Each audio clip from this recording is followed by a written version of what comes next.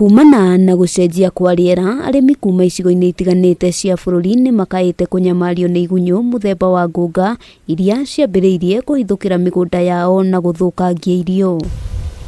Kaunti iria igumirwo makiria ni hamwe na kaunti ya Nakuru, Nyandarua, Narok, Baringo gatagati-ini ga icigo ingi, ukirikana igunyu ici ciongererekete kumana na riua inene riria riagumeire bururi mwaka muhituku.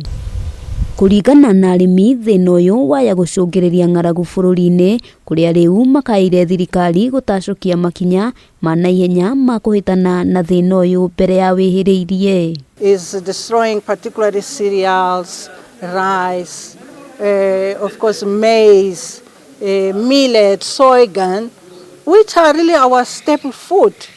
And this is threatening food security and nutrition. Ona gukiri uguo ngwataniro ya irio na urimi ni yambiriirie mitaratara ya guthomithia arimi njira itiganite cia kuhurana na tutambi migunda-ini na gukinyiria riu ni mahotete gukinyira mabururi matandatu gitaru-ini kia Africa.